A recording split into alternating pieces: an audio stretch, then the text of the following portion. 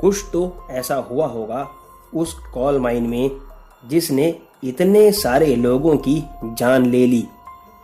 आप देख रहे हैं आहट एक अनहोनी की कश्यप के साथ। अगर आपने अभी तक मेरी चैनल को सब्सक्राइब नहीं किया है तो अब कर लें और साथ में बेल आइकन को भी ज़रूर दबाएं। और अगर आपके पास भी ऐसी कोई कहानी है तो मेरे साथ मेरे ईमेल पर ज़रूर शेयर करें जो डिस्क्रिप्शन बॉक्स में दिया हुआ है। आज की हमारी कहानी के लेखक हैं राकेश जी। राकेश जी ने कहा है कि ये एक काल्पनिक कहानी है जो उन्होंने हमारे साथ शेयर की है। तो आइए बढ़ते हैं हमारी आज की कहानी की तरफ। अरे रवि, तूने ये कहानी पढ़ी क्या? अभी ने पूछा। कौन सी? रवि ने कहा। अरे यही कॉल माइन वाली, झारखंड की। हाँ हाँ, पढ़ा है। और मैं तो सोच रहा था कि वहाँ जाया जाए शूटिंग करने के लिए, रवि ने कहा। हाँ, मैं भी यही सोच रहा हूँ। अच्छा मसाला मिल जाएगा अपनी चैनल के लिए। तो चलो फिर झारखंड जाने की तैयारी शुरू करते हैं। अभिषेक और रवि दोनों भूतहा जगहों पर जाकर के एक्सप्लोर करते थे और उन्हीं जगहों के वीडियोस बनाकर अपनी यूट्यूब चैनल पर रखा करते थे। एक दिन इंटरनेट पे झारखंड की एक एबेंडन्ड कॉल माइन के बारे में पढ़कर दोनों ने वहां जाने की तैयारी शुरू कर दी। 5 लोगों की टीम लेकर के वे लोग झारखंड पहुंच गए और वहां से उस एबेंडन्ड माइन के पास तक पहुंच गए। माइन के गेट पर ताला लगा हुआ था और अभी दिन का समय था। तो उन लोगों ने सोचा कि पहले दिन की शूटिंग कर ली जाए और बाद में रात में शूटिंग करेंगे। जैसे ही उन लोगों ने गेट कूदने की कोशिश की, पीछे से किसी लड़की की आवाज आई, कौन हो तुम लोग?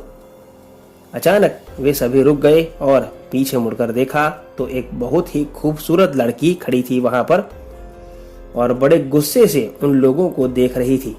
प्रताप ने कहा कि हम लोग वीडियो शूटिंग कर रहे हैं भूतहा जगहों की और इस जगह के बारे में पढ़ा था तो यहाँ शूटिंग करने के लिए आए हैं। बाहर ताला था और कोई दिख नहीं रहा था तो हम अंदर जा रहे थे। इतना प्रताप का कहना ही था कि वो लड़की बड़े जोर से हंसने लगी और कहा कि कभी भूत देखा भी है कि बस भूतहा जगहों पर ही घूमते रहते हो?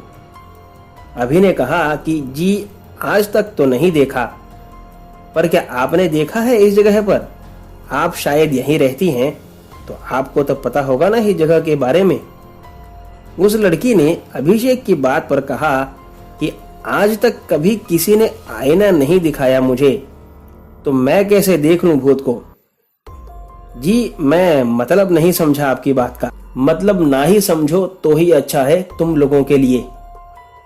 और एक बात, तुम सब तभी तक सलामत हो जब तक इस माइन के बाहर हो।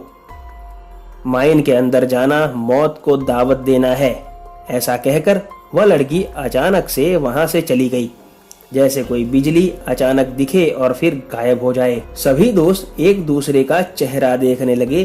तब रवि ने चुप्पी तोड़ते हुए कहा कि देखो, ये कोई यहाँ की आदिवासी लड़की होगी और ये लोग नहीं चाहते होंगे कि अंदर कोई जाए और इस जगह का नाम लोगों को पता चले, क्योंकि अगर ऐसा हुआ तो लोग यहाँ आने जाने लगेंगे और इनकी शांति भंग हो जाएगी।